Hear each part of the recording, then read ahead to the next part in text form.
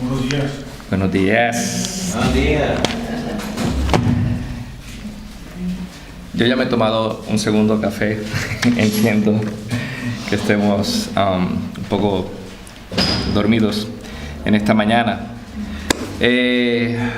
Antes de comenzar, vamos a leer solamente el versículo 34 del Salmo 104, que dice así: dulce será mi meditación en él, yo me regocijaré en Jehová. Oremos. Señor y Dios Todopoderoso, nuestro Padre, nuestro Señor, nuestro Salvador, nuestra ayuda, nuestro consuelo, nuestra fortaleza, llegamos delante de ti para considerar, Señor, nuestros caminos, para ver si son acorde a los tuyos, Padre.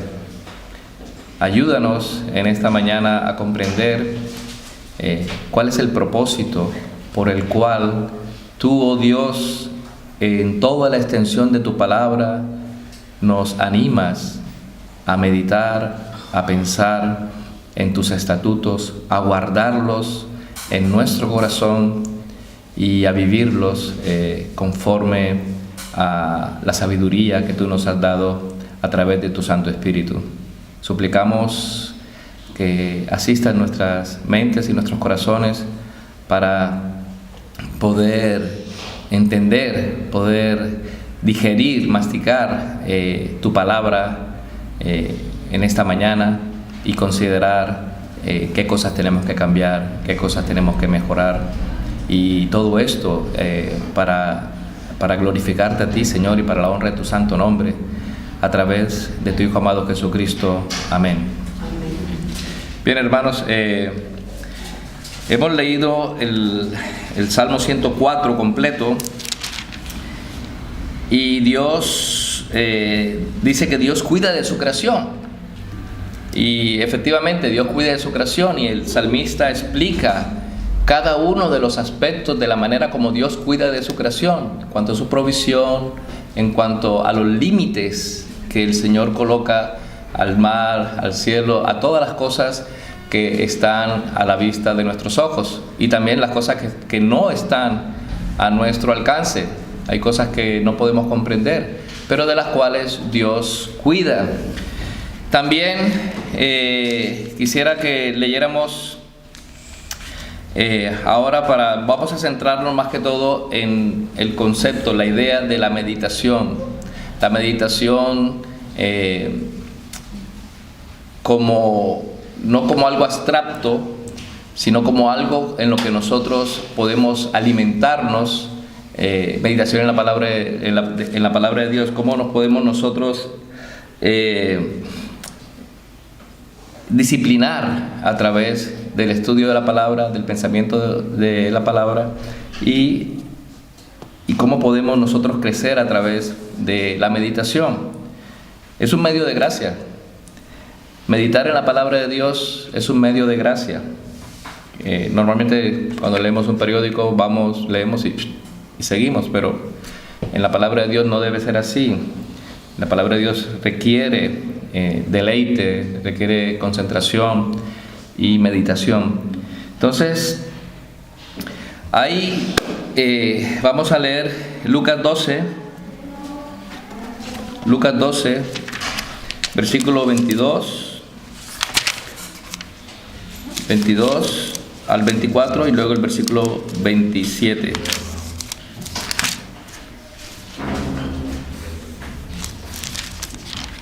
Lucas 12, del 22 al 24, y luego el versículo 27. Dice la palabra del Señor en Lucas 12, versículo 22, dice: dijo luego a sus discípulos: por tanto os digo, no os afanéis por vuestra vida, qué comeréis, ni por el cuerpo, qué vestiréis. La vida es más que la comida, y el cuerpo que el vestido. Considerad los cuervos, que ni siembran ni ciegan, que ni tienen despensa ni granero, y Dios los alimenta. ¿No valéis vosotros mucho más que las aves? Versículo 27. Considerad los lirios. ¿Cómo crecen? No trabajan ni hilan, mas os digo que ni aun Salomón con toda su gloria se vistió como uno de ellos. Entonces vemos aquí que tanto en el Salmo 104, bueno, no solamente en el Salmo 104, prácticamente en cada página que tú abras de la palabra de Dios vas a encontrar la palabra meditación, vas a encontrar la palabra consideración, vas a encontrar la palabra guardar en el corazón, la palabra de Dios. Por lo tanto, no se nos debe hacer extraño entender la idea de meditar. No meditar a la manera como el mundo lo hace. Estamos hablando de meditar conscientemente en la palabra de Dios, en las situaciones que nos suceden en la vida. Bien, entonces vamos a ver que aquí el Señor Jesucristo nos habla 2 veces de considerar. Primero, considerar los cuervos, y segundo, considerar los lirios, animales, plantas, y nosotros, porque también nos dice a nosotros que el versículo 24, no valéis vosotros mucho más que las aves, no valemos mucho más que los lirios. Entonces tenemos que considerar las palabras de nuestro Señor Jesucristo.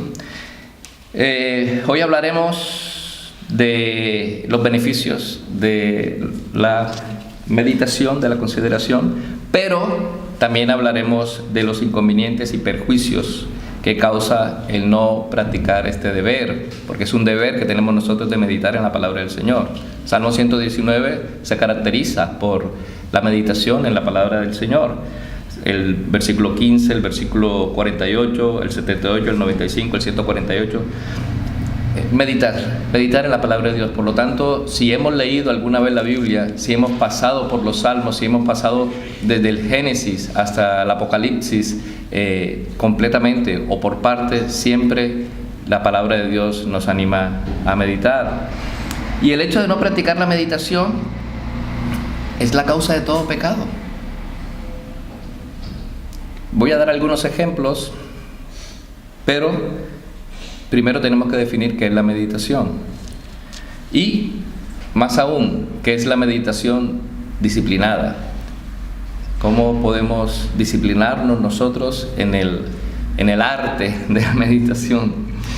John Owen dice en uno de sus libros, dice que la meditación disciplinada se puede describir como el arte de pensar de una manera sistemática y disciplinada en algún tema espiritual escogido. Cualquier tema espiritual, cualquier tema de la Biblia,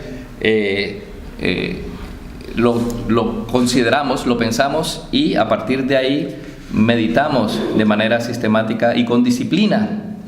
Y dice que el propósito de la meditación es despertar el corazón y el alma para sentir la bondad o la maldad del tema en que se piensa. A veces, lo sé, hay veces que estamos atosigados y llevados por el tiempo, por la vida, y nunca nos detenemos a pensar qué estamos haciendo. Simplemente tiramos para adelante, huimos hacia el frente, como dicen por ahí, y no consideramos las cosas que nos pasan. Pero vamos a ver que la meditación es diferente a el estudio bíblico. El estudio bíblico es una cosa que tiene que ver, el objetivo principal es aprender la verdad y declarársela a otros. Es diferente de la oración. La meditación es diferente de la oración, porque la oración, como bien lo sabéis, va dirigida única y exclusivamente a Dios.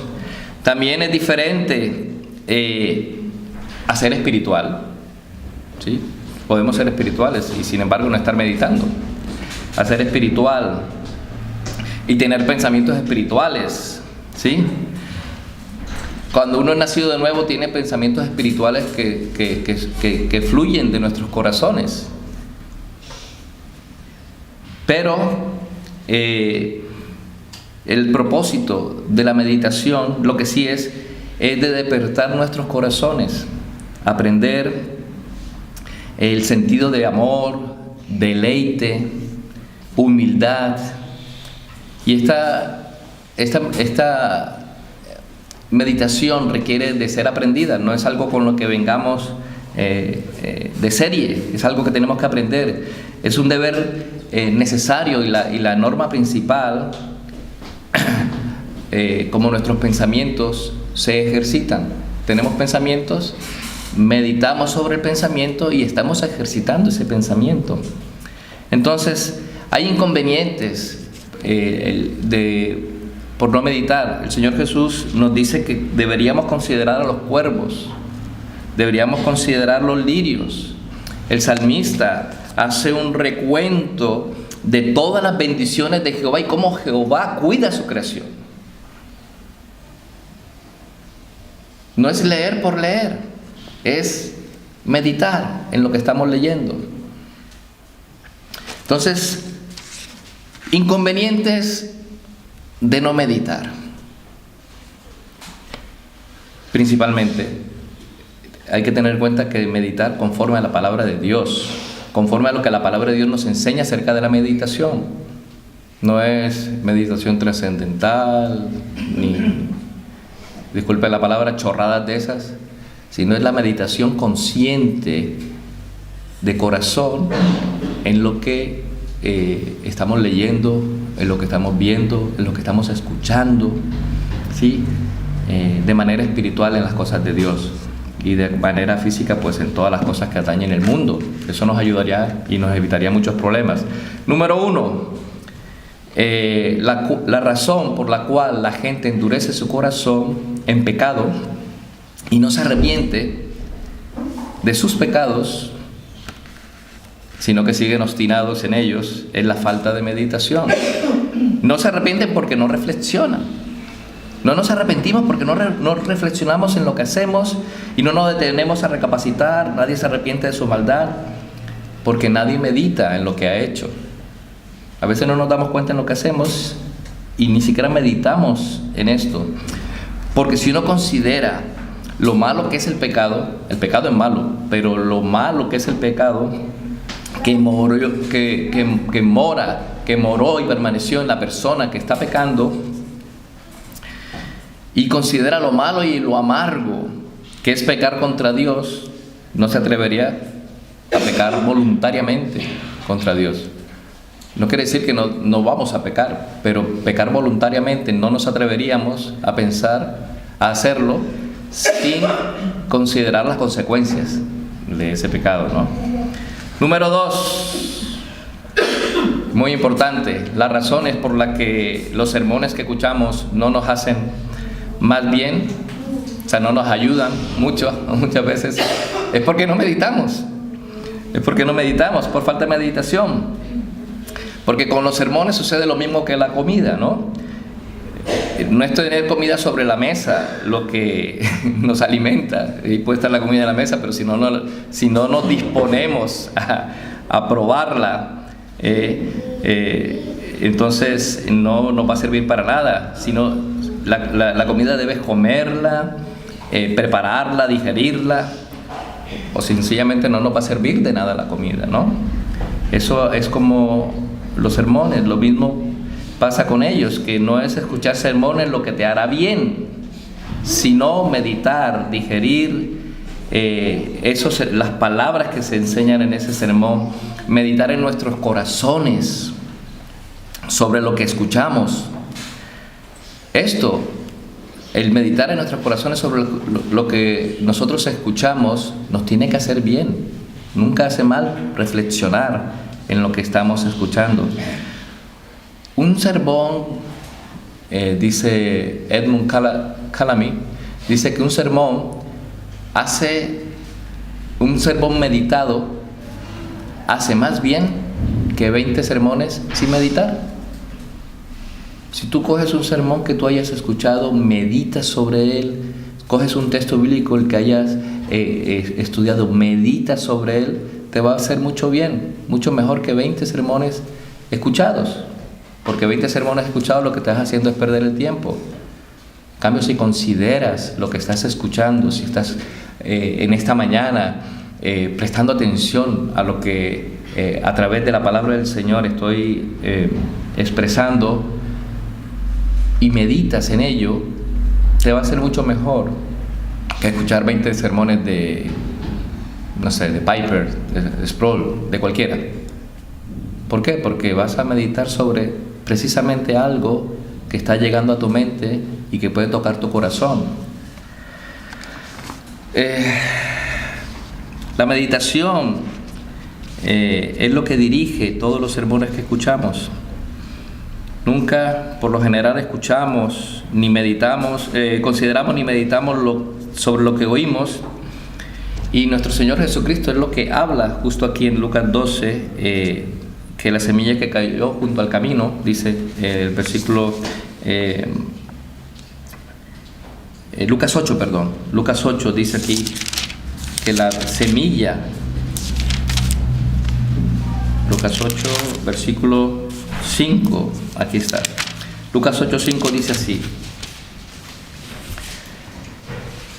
Vamos a leerlo desde el versículo 4. Juntándose una gran multitud y los que de cada ciudad venían a él, les dijo por parábola: el sembrador salió a sembrar su semilla, y mientras sembraba, una parte cayó junto al camino y fue hollada, y las aves del cielo la comieron. Otra parte cayó sobre la tierra, y nacida se secó porque no tenía humedad. Otra parte cayó entre espinos, y los espinos que nacieron juntamente con ella la ahogaron. Y otra parte cayó en buena tierra, y nació y llevó fruto a 100 por 1. Entonces, el que tenga para oír, que oiga, dice el versículo 8. Y el versículo 11, después que le preguntan a él, ¿qué significan estas parábolas? ¿Qué significa? Explícanos qué es lo que significa esta palabra. El Señor en el versículo 11 dice: esta es pues la parábola. La semilla es la palabra de Dios, y los de junto al camino son los que oyen. Luego viene el diablo y quita de su corazón la palabra para que no crean y se salven. Y sucede así. Muchas veces, como la palabra, como dice el texto, ¿no?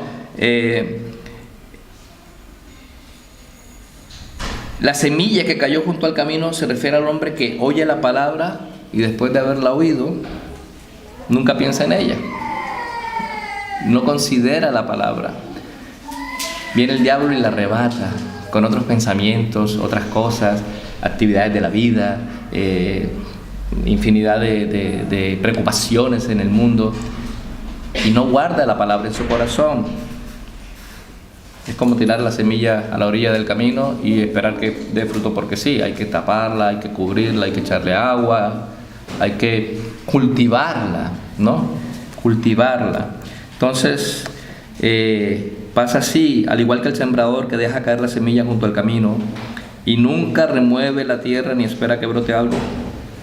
Para muchos, los sermones que escuchamos son como la semilla en el camino. La dejamos ahí y se muere. Nunca se cubren con meditación. Nunca se piensa en el sermón luego de haberlo escuchado. Y a veces resulta que es que nunca tiene un beneficio para el que lo escucha. Es que este sermón no... Pero no nos ponemos a considerar lo que se ha dicho en ese sermón. Número 3, las promesas de Dios no tienen más efectos en los corazones cuando ya nos saboreamos la dulzura de esas promesas. No consideramos, no pensamos en las promesas de Dios, no meditamos sobre ellas. ¿Cuáles son las promesas de Dios? Quiero conocer las promesas de Dios. ¿Qué beneficio trae a la vida del creyente pensar en las promesas de Dios? Tenemos que meditar en ellas, porque si no, no habrá consolación. No habrá consolación.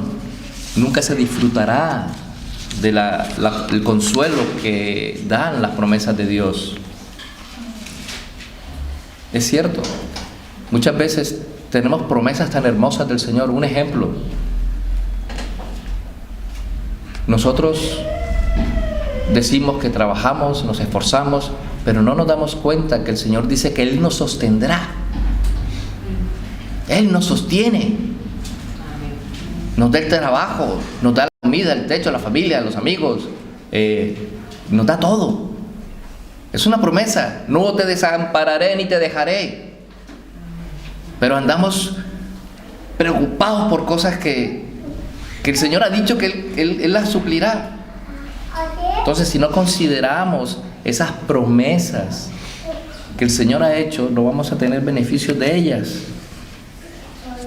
Número 4, la razón por las amenazas de Dios. Hemos visto el corazón endurecido por el pecado. Hemos visto los sermones que escuchamos que no nos hacen bien. Hemos visto las promesas de Dios en las que no meditamos. Y ahora vamos a ver las amenazas de Dios. Las amenazas de Dios no dejan su huella en nuestros corazones. Es por falta de meditación. Dios hace amenazas y serias contra el pecado, y las consecuencias del pecado acarrean las acciones. El pecar acarrean consecuencias. El Señor amenaza. Lo vemos desde el Génesis. Ayer estábamos hablando de Génesis en el huerto de Edén. La caída del hombre trajo consecuencias. El no haber meditado en que Dios le dio todo, pero solo una cosa tenían que cumplir. Y pecaron.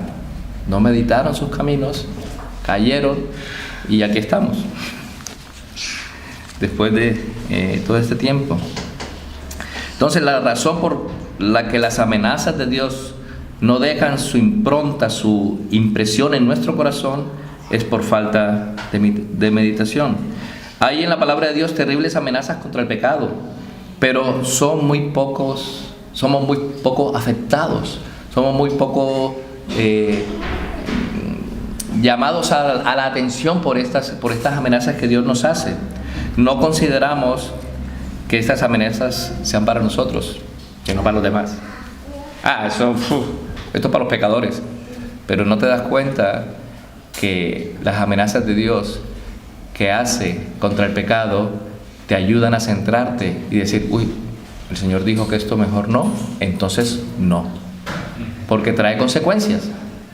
Pero no nos afecta a nosotros, porque siempre pensamos que es para otros. Las amenazas son para otros, no para nosotros, es para otros, ¿vale? Y sucede también, número 5, con las misericordias. ¿Cuántas misericordias no tiene cada día Dios con nosotros?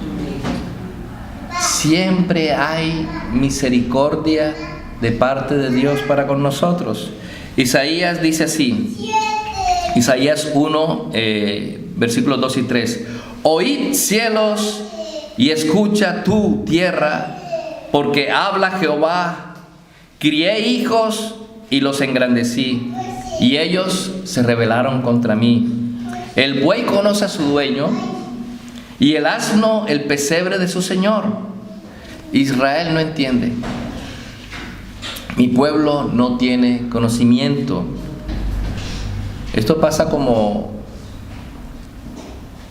de la misericordia, pasa como con el fuego. Si tú tienes frío y pasas por el fuego, no te va a beneficiar para nada.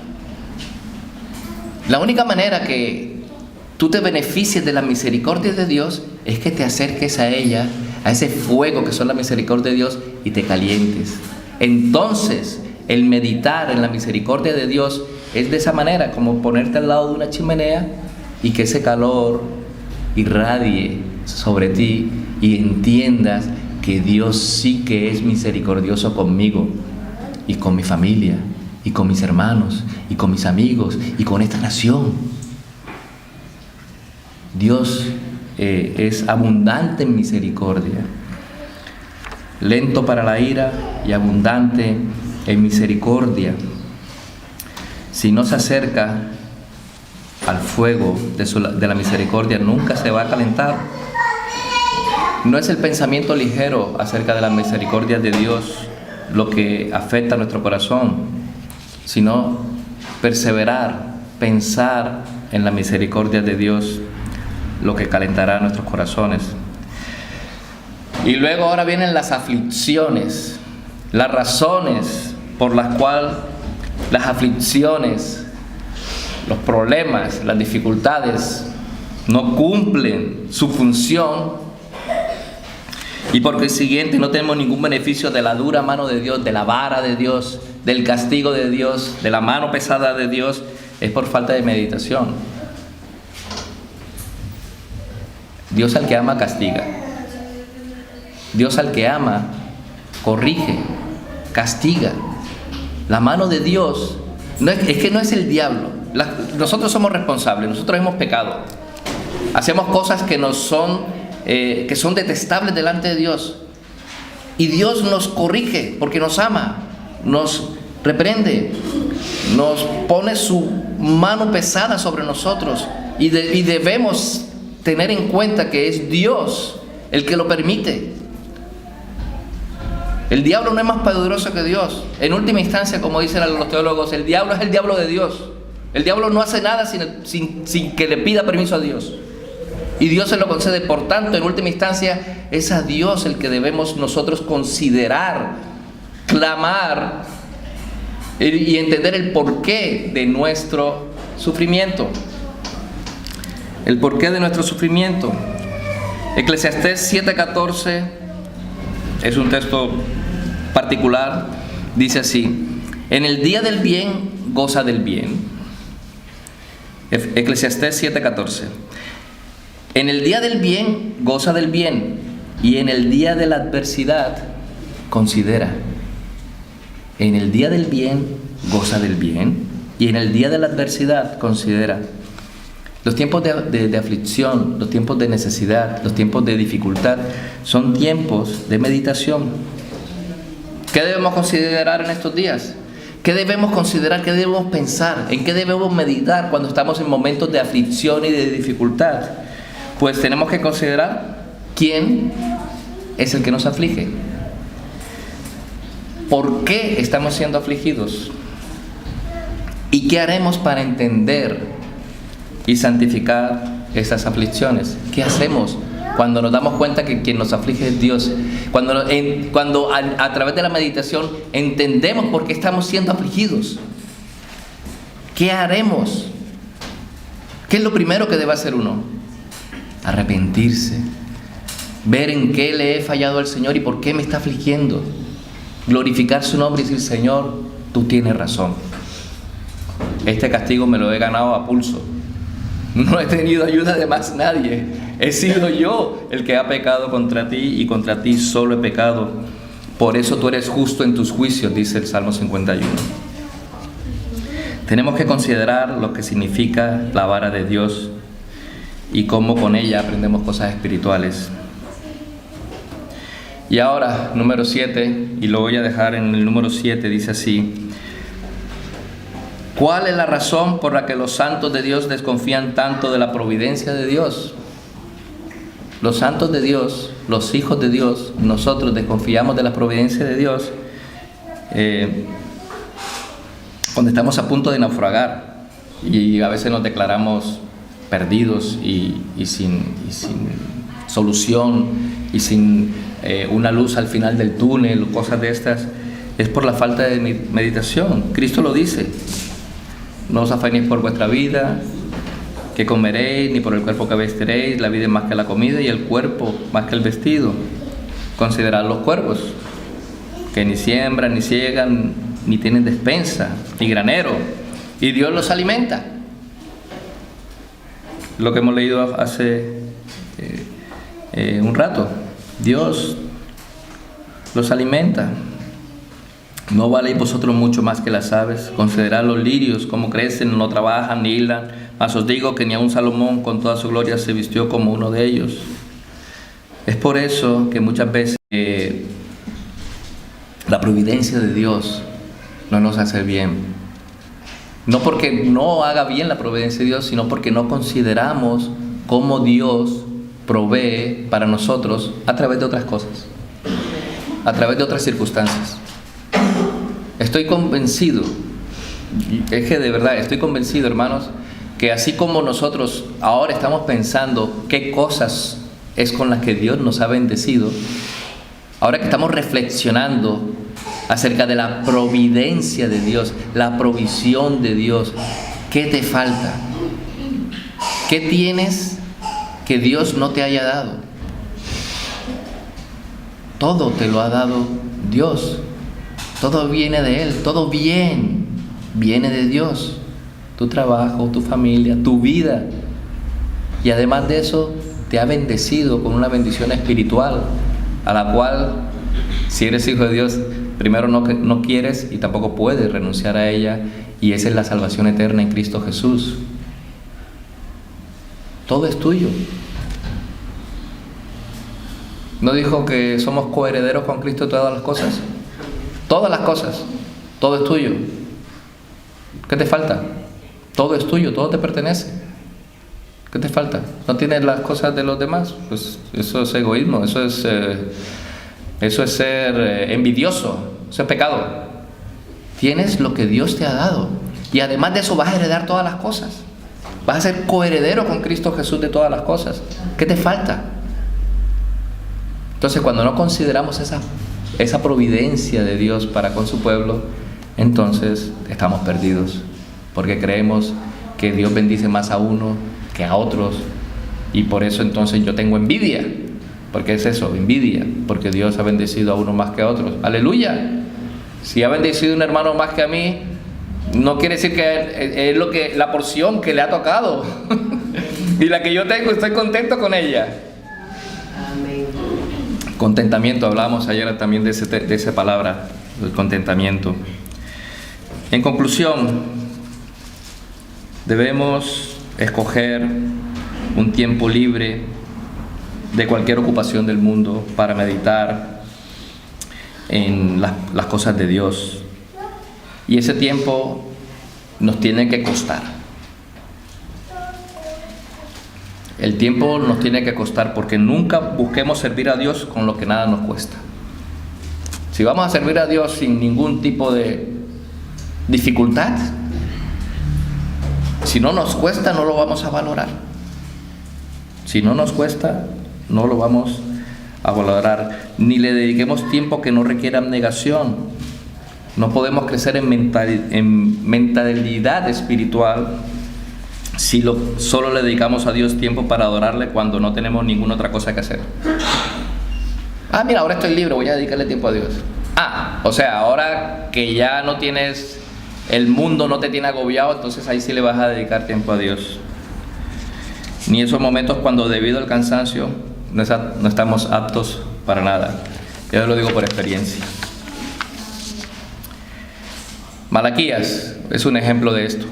Malaquías dice así, Malaquías 1 del 6 al 8 dice: el hijo honra al padre y el siervo a su señor. Si pues soy yo padre, ¿dónde está mi honra? Y si soy señor, ¿dónde está mi temor? Si me llamáis señor, ¿dónde está mi temor? ¿Dónde está el temor de Dios en vuestros corazones? Dice Jehová de los ejércitos a vosotros, oh sacerdotes, que menospreciáis mi nombre y decís: ¿en qué hemos menospreciado tu nombre? En que ofrecéis sobre mi altar pan inmundo. Y dijisteis: ¿en qué hemos deshonrado? En que pensáis que la mesa de Jehová es despreciable. Y cuando ofrecéis el animal ciego para el sacrificio, ¿no es malo? Asimismo, cuando ofrecéis el cojo o el enfermo, ¿no es malo? Preséntalo pues a tu príncipe. Anda, coge ese cordero cojo, ciego, lo que sea, y preséntalo a tu príncipe. ¿Acaso se agradará de ti o le serás acepto? Dice Jehová de los ejércitos. Debemos dar lo mejor de nosotros para meditar en las cosas de Dios, nuestro tiempo, y no sin sacrificio. No es que ahora tengo tiempo y voy a dedicarle a Dios. Está bien, si tienes tiempo y le dedicas a Dios, genial. Pero hay momentos en los que tu corazón, tu espíritu, sabe que tiene que invocar el nombre de Dios, pero las preocupaciones de la vida no te dejan. Pues ese es el mejor tiempo. Tu tiempo es el mejor sacrificio para Dios. El Padre requiere que le sirvamos con lo mejor de nosotros y ofreceremos para Él un tiempo inadecuado, inadecuado incluso para nuestros gobernantes o nuestro jefe terrenal. Eclesiastés, ejemplo, 5:1 y 2. Cuando fueres a la casa de Dios, guarda tu pie y acércate más para oír que para ofrecer el sacrificio de los necios, porque no saben que hacen mal. No te des prisa con tu boca, ni tu corazón se apresure a proferir palabra delante de Dios, porque Dios está en el cielo y tú sobre la tierra. Por tanto, sean pocas tus palabras. No ofrezcamos cosas fortuitas, no ofrezcamos el tiempo como ocasiones fortuitas. Dejemos que Dios, que el tiempo mismo como tal sea una ofrenda a Dios. Nuestra mente, nuestro corazón, nuestros pensamientos estén dedicados a las cosas de Dios. Ahora hay unos beneficios. Quisiera seguir, pero sé que es bastante y sé que no vamos a meditar de manera adecuada. Por eso les recomiendo que luego escuchen de nuevo la predicación y mediten sobre lo que hemos hablado hoy. Voy a dar un último ejemplo acerca de Ezequías, el rey Ezequías. Este sí lo vamos a leer, Isaías 38, versículo 14, dice así. Isaías 38, 14.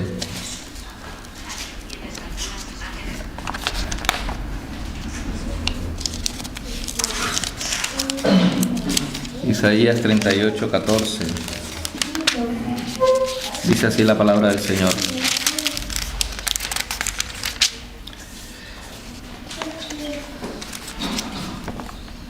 Como la grulla y como la golondrina me quejaba, gemía como la paloma, alzaba en alto mis ojos. Jehová, violencia padezco, fortaléceme. Fijaos que cuando él puso cuando su alma puso todo su esfuerzo para tener comunión con Dios,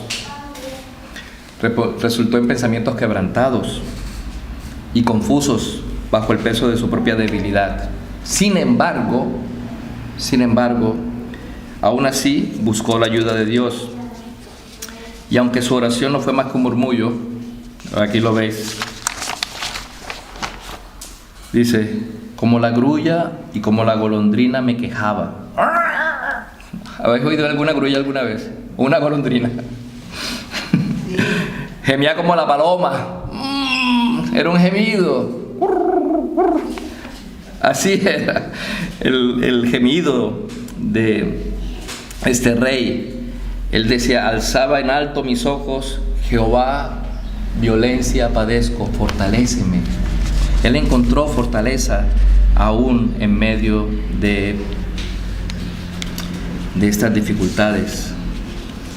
Entonces, esa oración fue aceptada por Dios y clamó Ezequías: Jehová, violencia padezco, fortaléceme. Asimismo, cuando estemos meditando y nos sintamos oprimidos por la oscuridad, por la debilidad de nuestra mente, nosotros debemos decir lo mismo: Jehová, violencia padezco, fortaléceme. Es bueno y provechoso meditar. Han sido mencionados ya algunos temas. He hecho una lista de 7 puntos en los que nosotros podemos meditar. Lo he hecho de manera negativa, las consecuencias de no meditar, pero son puntos en los que tenemos que pensar. Y quería terminar con los beneficios, ¿sí? De la meditación. Voy a tomar una lista de Joel Beeke, de la espiritualidad puritana y reformada, un estudio teológico y práctico tomado de nuestra herencia puritana y reformada, de edición Graham, Faro de Gracia. El libro está disponible digitalmente. Y voy a dar solo algunos ejemplos de los beneficios de la meditación. Dice así: la meditación nos ayuda a centrarnos en el Dios Trino, a amarlo y disfrutarlo en todas sus personas. Primera de Juan 4:8. Intelectual, espiritual y estéticamente. La meditación ayuda a aumentar el conocimiento de la verdad sagrada. Quita el velo de la faz de la verdad. Proverbios 4:2. La meditación es la nodriza de la sabiduría, pues promueve el temor de Dios, que es el principio de la sabiduría. Proverbios 1:8. La meditación aumenta nuestra fe, ayudándonos a confiar en el Dios de las promesas en todos nuestros problemas espirituales. Y en el Dios de la providencia en todos nuestros problemas externos. Tenemos problemas espirituales y tenemos problemas externos, pero si meditamos en la providencia de Dios, esos problemas ya no son problemas, porque están en las manos de un buen Dios. La meditación potencia nuestros afectos. Watson llamó a la meditación los bramidos de los afectos. Dijo: la meditación incuba los buenos afectos como las gallinas sus polluelos al sentarse sobre ellos. Encendemos el afecto sobre este fuego de la meditación, como dice el Salmo 39:3. También fomenta el arrepentimiento y la reforma de la vida. Salmo 119:59 y Ezequiel. La meditación es un gran amigo de la memoria. Pensad en un versículo que os hayáis memorizado porque habéis pensado en él. Hay más de uno. Muchos versículos nos los hemos memorizado porque son los versículos en los que hemos meditado. Entonces, cuando meditamos, hay beneficios. Cuando meditamos en la palabra de Dios, tenemos beneficios, nos fortalecemos, confiamos más en sus promesas. Dios es bueno.